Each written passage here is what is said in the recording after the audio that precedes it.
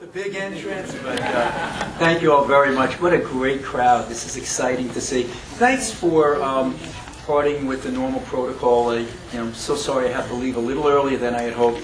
The natural father to my stepchildren passed away very young, 54, and it's unfortunate. And I'm going to try at least to get to the latter part of the day in the afternoon, but I told them it was really important if I could just take some time to be here for a short period to address this crowd, because this is an important time in the history of Suffolk County, and I'm very honored to be playing a role in where we go from here.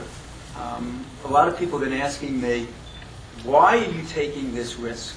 You know, you just won re-election with Democrat, Republican, conservative, and independents nominations. Never happened before in the history of our county.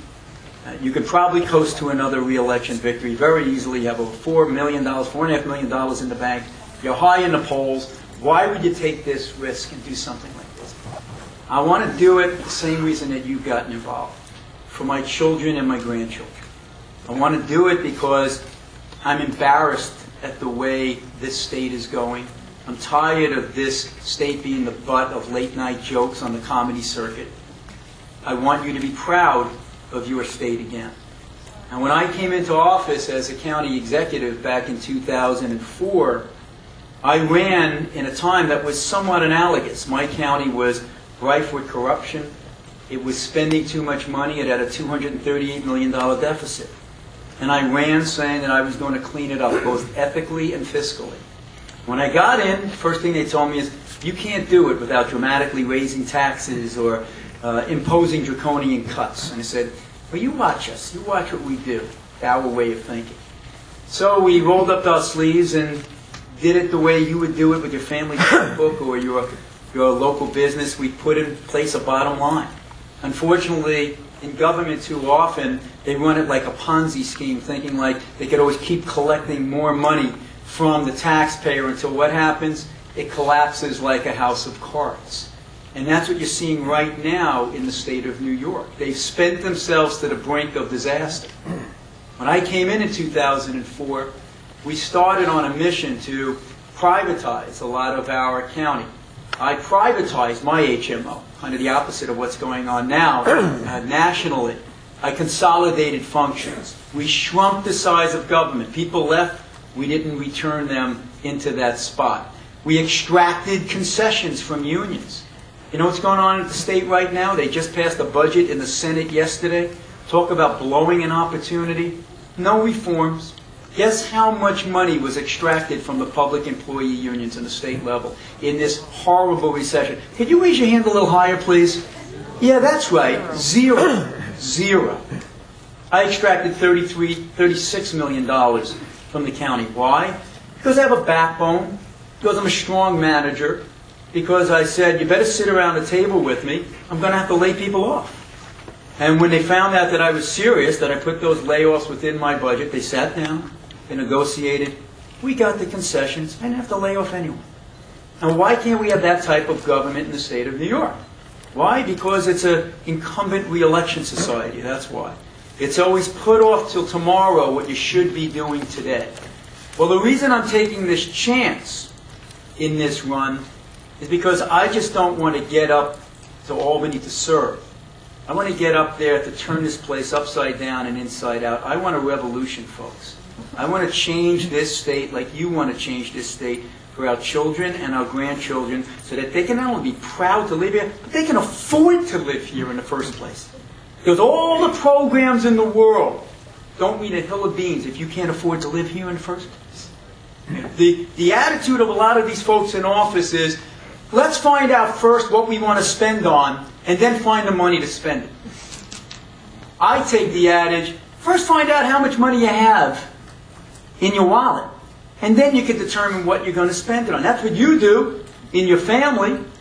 That's what a business person has to do, but oh, not government. Do you know the state of New York increased spending by 70% over the last decade?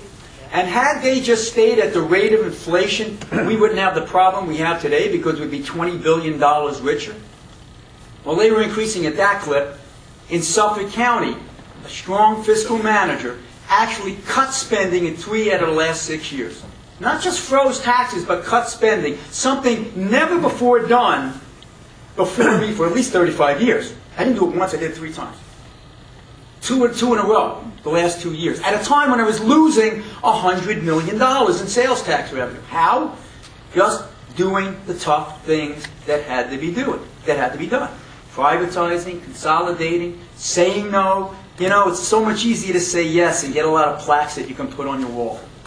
How many, you know, for those of you who live in Suffolk County, you've seen the posters, you've heard the radio ads or the TV ads by some of the special interests or the public employee unions who have attacked me because I dared to say no.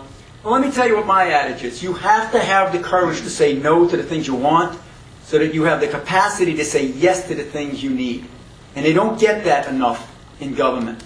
So what did that mean, this type of fiscal conservatism that I brought to Suffolk County? It means that while other levels of government were increasing taxes through the roof, for 6 years in a row, I've had general fund budgets that either cut taxes or froze taxes. And folks, there's not a lot of other places around the state of New York that can say that.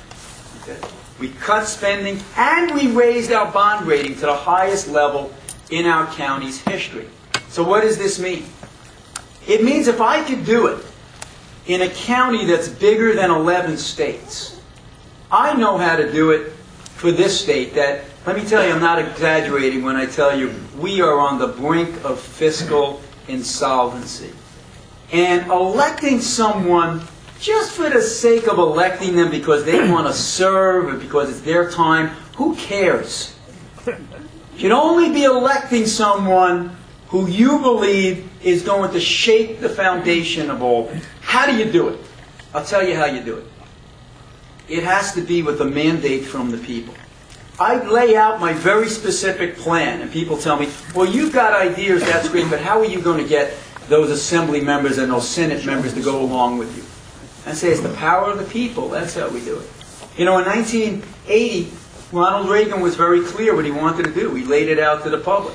I want to cut taxes, and I want to increase defense spending. You know, on the other end of the spectrum, you had FDR running at 32. I want to create jobs. The bottom line is they ran with mandates, and when they got in, they had the public wind behind them. You can't just run for election this year in the fiscal crisis we face on some nebulous, namby-pamby platform. In fact, I'm the only person in this race, or projected to be in this race, who has a platform. And if you want to find out what that platform is, I welcome you to look at levyfornewyork.com, and some of those ideas are right here. I have laid out a contract for New York for the voters to see very clearly where I stand. And folks, it's guaranteed to tick a lot of people off. And that's what you want, because that's the only way you're going to get some change. And you know that. You know that. What do I mean by this? You know, in 1994, there was a contract for America. And whether you liked it or didn't like it, you had to at least say, well, they put it on the line and people had a choice. Well, guess what? People are going to have a choice with me. Here's my plan. If you like it, please vote for me. If you don't, you don't have to vote for me. That's okay. I'll survive. The sun will come out the next day. Because frankly, I don't want to win just for the sake of being up there to serve. The only way I want to win is with a mandate to take a sledgehammer to that place, knock it to the ground, and start all over again from scratch. And I only get that with a mandate, with the type of mandate that you, the people, will help us bring forth throughout New York State. So what am I talking about really quickly, because there's other people who want to speak and I don't want to monopolize, but it's very